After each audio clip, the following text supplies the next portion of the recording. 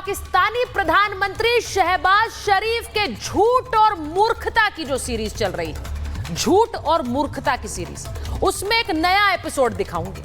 शहबाज अपने लोगों को बता रहे हैं कि वो सो रहे थे जब उन्हें मुल्ला मुनीर ने बताया कि पाकिस्तान पर हमला हो गया।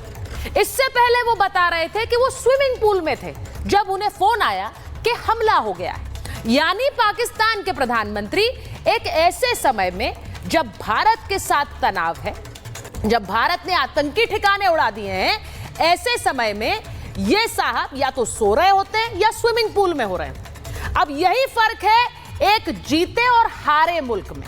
शहबाज सोते हैं या स्विमिंग करते हैं। अब भारत की तस्वीर जरा सोच लीजिए। ऐसे समय में हाई लेवल बैठकें हो रही थी, यहां तीनों सेना के अध्यक्ष वॉर फ्रंट पर थे, यहां देश के प्रधानमंत्री लगातार एक्शन को मॉनिटर कर रहे थे और शहबाज शरीफ या तो सो रहे थे या स्विमिंग कर रहे थे। अब प्रधानमंत्री शहबाज शरीफ ने खुद कबूल कर लिया है कि नूर खान एयरबेस भारत ने उड़ा दिया। उनका अपना कबूलनामा आया है, आज मैं ये कबूलनामा आपको सुनाऊंगी। इस बयान में भी कई झूठ हैं और पाकिस्तान में बैठे पत्रकार और वहां की मीडिया ने ही इस झूठ को उजागर कर दिया है, उनके झूठ का पोस्टमार्टम कर दिया है। आज आपको सुनाऊंगी कैसे वहां के पत्रकार अपने ही प्रधानमंत्री का मजाक बना रहे हैं। लेकिन उससे पहले देखिए दुनिया भर के वॉर एक्सपर्ट्स ने कैसे भारत की जीत का डंका बजा दिया है।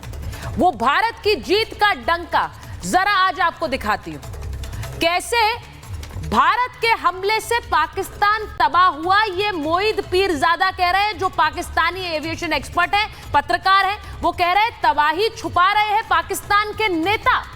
अब दूसरा सुनिए, पाकिस्तान के पास ब्रह्मोस को रोकने की क्षमता नहीं है। भारत के निशाने पर पाकिस्तान का हर कोना, ये अमेरिकी डिफेंस एक्सपर्ट जॉन स्पेंसर कह रहे हैं। तीसरा बयान David Vance, British expert, Bharat का ऑपरेशन सिंदूर बहुत सफल रहा। पाकिस्तानी आतंकी देश जो आतंकवादियों को पनाह देता है, इसके खिलाफ ये ऑपरेशन सक्सेसफुल था। माइक रूबिन, पूर्व अधिकारी है पेंटागन के, उन्होंने कहा सीज फायर के लिए पाकिस्तान कुत्ते की तरह भागता हुआ आया अमेरिका के पास। और वो ये भी कह रहे हैं पाकिस्तानी सेना वहां के लोगों के लिए एक कैंसर है। और आपने मोईद पीरजादा का बयान सुनी लिया, पाकिस्तान के वरिष्ठ पत्रकार हैं और वो कह रहे हैं कि तबाही कैसे छुपाने में लगे हैं पाकिस्तान के नेता और वहां के सेना के अधिकारी। अब आपको सुनाती हूं एक ऐसा बयान जो सीधे सीधे पाकिस्तान के एक पत्रकार ने शहबाज शरीफ के झूठ की पोल खोली है। यह बयान पहले सुन लीजिए, आप इसको सुनकर हंसेंगे भी और पाकिस्तान पर तरस खाएंगे। जरा सुनिए। पाकिस्तान पे बमबारी हो रही है, मोहतरम स्विमिंग फरमा रहे हैं, अपने मुंह से कह रहा है कि ये बात फजर के टाइम हुई है। क्या आपको पता है कि भारत ने पाकिस्तान की एयर बेसिस पे हमला कब किया? शाम को। सो फजर के टाइम सीज फायर भारत कह रहा है करो, उसके बाद आपने हां कर दी फजर के टाइम ही। देखें, गौर करें, अब ये पकड़े गए हैं, इनका सारा खेल पकड़ा गया है दोनों चलाकों का। चलाक बंदा चलाकी में कुछ ना कुछ गलती कर देता है और हम तो बैठे हुए हैं इनकी गलतियां पकड़ने के लिए। फजर के टाइम सीज फायर आया, ठीक है, ऑप्शन। शहबाज शरीफ ने फौरन कहा, काबीना से नहीं पूछा, मीटिंग नहीं की, पार्लियामेंट के कोई बात नहीं हुई, एग्जेक्टिव ऑर्डर दिया कि जी सीज फायर पे बिस्मिल्लाह करें। सीज फायर पाकिस्तान ने नहीं मांगा, इसके बकौल सीज फायर वहां से आया, यानी भारत ने हमसे मांगा सीज फायर, हमने फौरन हां कर दी जी। उसके बाद 12 घंटे बाद फजर के भारत ने हमारे एयर बेसिस पे हमला किया, सिंध में हमला किया, पंजाब में हमला किया, जगह जगह उन्होंने हमले किए। फिर इसका नतीजा क्या निकला?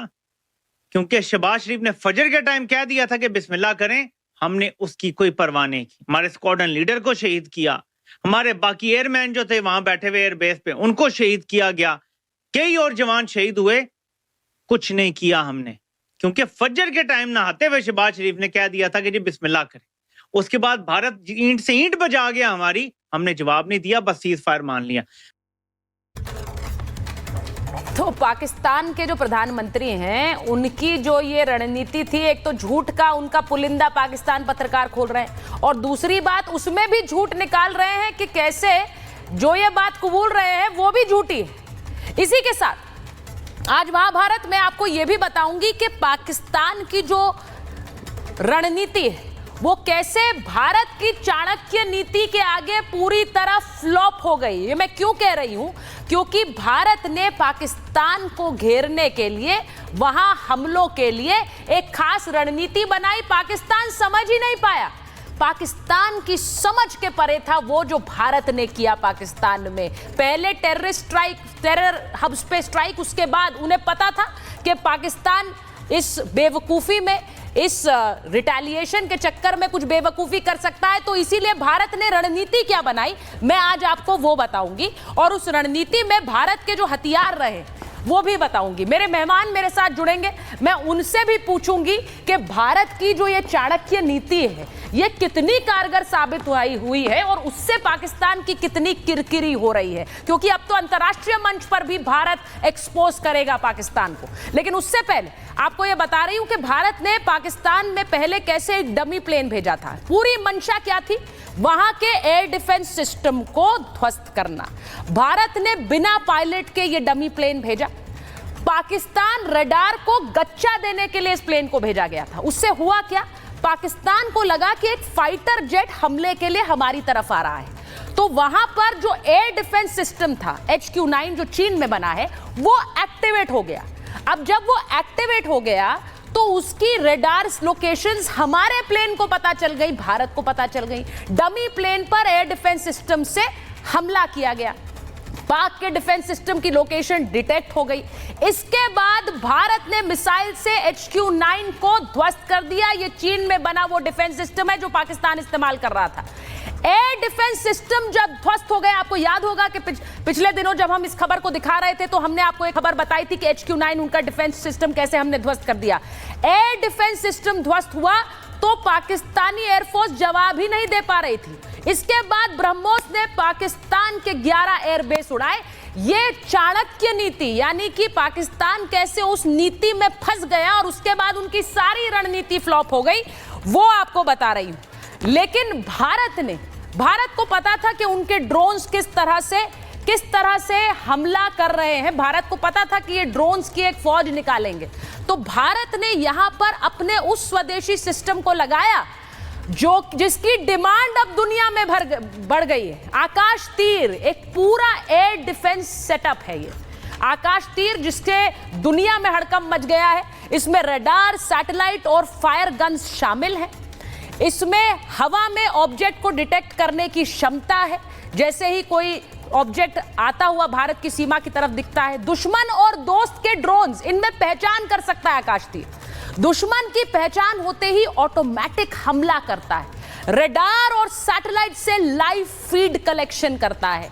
लाइव फीड के आधार पर ही ये जवाबी कार्रवाई करता है। पाकिस्तान के हमले नाकाम करने में इसकी बहुत बड़ी भूमिका रही है और पाकिस्तान की मिसाइलें, फाइटर जेट इसने मार गिराए।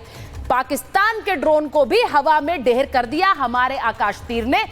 ये इसलिए बता रही हूं क्योंकि भारत ने अपने स्वदेशी डिफेंस सिस्टम का इस्तेमाल किया। अब दुनिया भर से भारत के पास ऑर्डर आ रहे हैं कि ये आकाश तीर हमें भी दे दीजिए।